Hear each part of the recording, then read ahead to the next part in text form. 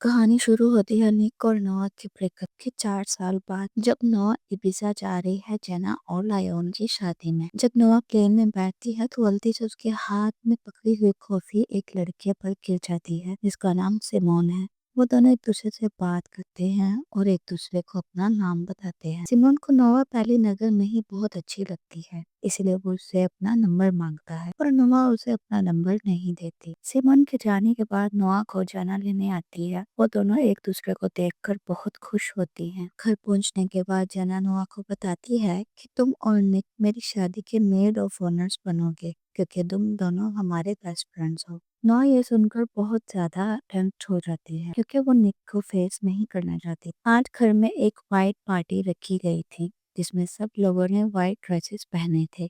नोआ जब कपड़े पहनकर बाहर आती है तो तभी निक भी घर के गेट पर पहुंच जाता है। नोआ निक को आता देख ही छुप जाती है। निक जब कपड़े चेंज करके पार्टी में पहुंचता है तो नोआ को देखने के बावजूद भी वो उसे इग्नोर करता है और नोआ भी ऐसा ही करती है। अगले दिन जब रिहर्सल्स के लिए सब लोग रिजॉर्ट जाते हैं तो नोआ को निक की गाड़ी में ही बैठना पड़ता है। उनके साथ एक बच्चा जेरेमी भी था। निक के आफ्टर शेव की खुशबू पूरी गाड़ी में फैलती है, इसीलिए नोआ कार का शीशा खोल देती है पर निक उसे बंद कर देता है। नोआ परफ्यूम लगा लेती है जिसकी वजह से निक शीशा खोल देता है, पर इस बार नोआ भी शीशा बंद कर देती है। इस तरह वो एक दूसरे से खामोशी से ही झगड़ने लगते हैं। पार्टी में उनकी सीट आस पास होती है, इसीलिए वो एक दूसरे के पास बैठते हैं। रिहर्सल में भी नोआ को निक का बाजू पकड़ना पड़ता है। जेना ये सब कर रही थी ताकि वो इन दोनों को दोबारा से एक साथ ला सके। फिर अगले दिन जेना और लायोन की शादी हो जाती है। सब लोग शादी में बहुत ज्यादा एंजॉय करते हैं और एक दूसरे के साथ डांस करते हैं, इसीलिए मजबूरन निक और नोआ को भी एक दूसरे के साथ डांस करना पड़ता है। डांस करने वाला पल वही था जब नोआ दोनों एक दूसरे से फिर से अट्रैक्ट हो जाते हैं और 4 साल बाद एक दूसरे के साथ इंटीमेट होते हैं। जब निक जागता है तो वो उठकर उस कमरे से चला जाता है क्योंकि अभी भी वो नोआ को माफ नहीं कर सका था। वो नोआ से कहता है कि जब भी मैं आंखें बंद करता हूँ तो मुझे तुम और माइकल नजर आते हो। नोआ को उसकी ये बात बहुत ज्यादा दुख देती है। कॉलेज खत्म होने के बाद नोआ बहुत सी जॉब ट्राई करती है पर उसे कोई भी जॉब पसंद नहीं आती। फिर वो एक टेक कंपनी में जॉब ढूंढने जाती है। वहाँ का बॉस वही लड़का था जो उसे प्लेन में मिला था। सिमोन नोआ को देखकर बहुत खुश हो जाता है और नोआ को एक जॉब भी दे देता है। दूसरी तरफ निक सोफिया के साथ वक्त गुजार रहा था पर अंदर से अभी भी उसका ध्यान नोआ पर ही था।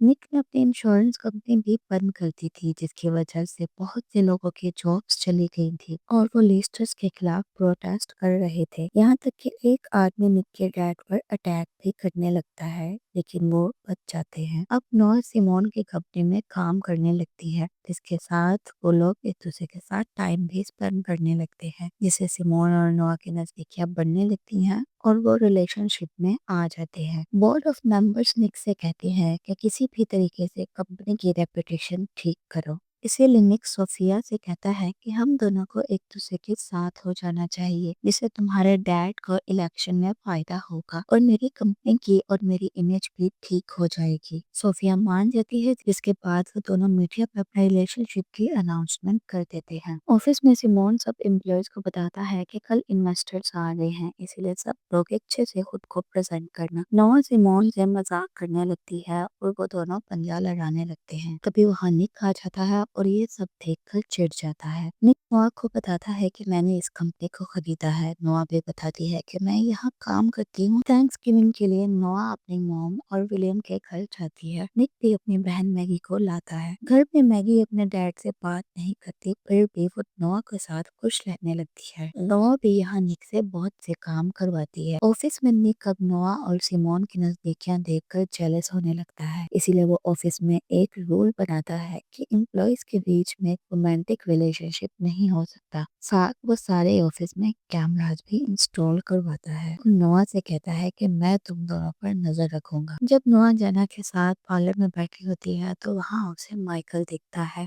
जब वो माइकल से बात करने लगती है तो माइकल उसे कहता है कि तुम पहले ही मेरी जिंदगी पर बात कर चुकी हो और तुम्हारी वजह से मेरी एक जॉब छूटने वाली है। नोआ ये देखकर बहुत ज्यादा परेशान हो जाती है कि आखिर ये सब किसने किया हो। सिमोन की नौकरी बचाने के लिए नोआ अपनी जॉब से रिजाइन कर देती है। निक नोआ से कहता है कि क्या तुम सिमोन के साथ रिलेशनशिप में हो, जिस पर नोआ कहती है कि हाँ, क्योंकि तुम तो मुझे माफ नहीं कर सकते, इसीलिए मैं सारी जिंदगी तुम्हारा वेट नहीं करूंगी। निक जब मैगी को छोड़ने जाता है तो उसकी मॉम उससे मिलने आती है। निक उन्हें देखकर बहुत ज्यादा टच हो जाता है, लेकिन वो निक से कहती है कि प्लीज मुझसे 5 मिनट के लिए बात कर लो। वो निक को बताती हैं कि मुझे ब्लड कैंसर है और मुझे सर्जरी करवानी है, इसीलिए मैं मैगी की कस्टडी तुम्हारे डैड को दे रही हूँ। निक ये सुनकर बहुत ज्यादा दुखी हो जाता है। निक की मॉम मैगी को उसके पास छोड़कर यहाँ से चली जाती है। मैगी को सुलाने के बाद जब मुआ जाने लगती है तो निक उसका हाथ पकड़ लेता है और कहता है कि आज मेरे साथ रुक जाओ। इसीलिए ना चाहते हुए भी नोआ को उसके पास रुकना पड़ता है और वो दोनों एक बार फिर से इंटीमेट होते हैं। सुबह जब निक जागता है तो वो देखता है कि नोआ उसके पास नहीं लेटी है, बल्कि वो घर छोड़कर चली गई थी। नोआ को गाड़ी चलाते हुए ब्लीडिंग होती है। जब वो हॉस्पिटल जाकर चेक करवाती है तो डॉक्टर उसे बताती है कि नोआ 4 महीने से प्रेग्नेंट है और अल्कोहल पीने की वजह से उसे ब्लीडिंग हुई है। माइकल नोआ को हॉस्पिटल में देख लेता है और वो चुपके से उसकी प्रेगनेंसी रिपोर्ट्स भी देख लेता है। रिपोर्ट्स देखने के बाद माइकल सोफिया से मिलता है और उसे रिपोर्ट्स दिखाता है। वो उसे धमकाता है कि अगर उस पर किया हुआ केस वापस ना लिया गया तो वो निक के खिलाफ ये रिपोर्ट्स मीडिया में दे देगा, जिससे निक की बहुत ज्यादा बदनामी होगी और उनकी कंपनी की रेपुटेशन भी खराब होगी। सोफिया उसकी बात मान जाती है, लेकिन वो निक को इसके बारे में नहीं बताती। रात में ऑफिस की पार्टी में जब निक पहुंचता है तो वहाँ वो नोआ और सिमोन को भी देखता है। नोआ और सिमोन को देखकर निक जेलस हो जाता है। नोआ वॉशरूम जाने लगती है, लेकिन निक उसके पीछे जाके उसे खींच लेता है और उसे किस करता है। अचानक नोआ की हालत खराब होने लगती है और उसके पेट में दर्द होने लगती है। निक नोआ को घर छोड़ने जाता है। घर में नोआ निक से कहती है कि अब हमारी स्टोरी का एंड यहीं पर है। निक उसे बाय कहकर वहां से चला जाता है। कुछ दिनों के बाद निक की मैम की डेथ हो जाती है। फुनरल वाले दिन मैगी अपने डैड विलियम से किसी बात पर नाराज हो जाती है और उनसे बदतमीजी करती है, लेकिन नोआ मैगी को समझाती है, जिसकी वजह से मैगी अब अपने डैड विलियम से अच्छे से बात करती है। ये सब देख कर निक बिखर जाता है। नोआ सोफिया को बताती है कि मैं ये शहर छोड़कर जा रही हूँ। नोआ रात को ही घर छोड़कर जाती है और सिमोन को भी अपनी प्रेगनेंसी के बारे में बता देती है। सुबह निक सोफिया से कहता है कि हमें ब्रेकअप कर लेना चाहिए। सोफिया भी उसकी बात समझती है और वो कहती है कि नोआ को इस टाइम तुम्हारी सबसे ज्यादा जरूरत है, इसीलिए तुम्हें उसके पास जाना चाहिए। नोआ अब अपनी पैकिंग करके अपनी गाड़ी में रख रही थी और जेना और लियोन को बाय बोलकर वहां से जाने वाली ही थी कि तभी निक वहां पहुंच जाता है। वो नोआ से माफी मांगता है और कहता है कि मैं फिर से नई शुरुआत करना चाहता हूँ। यहाँ नोआ निक को अपनी प्रेगनेंसी के बारे में बताती है।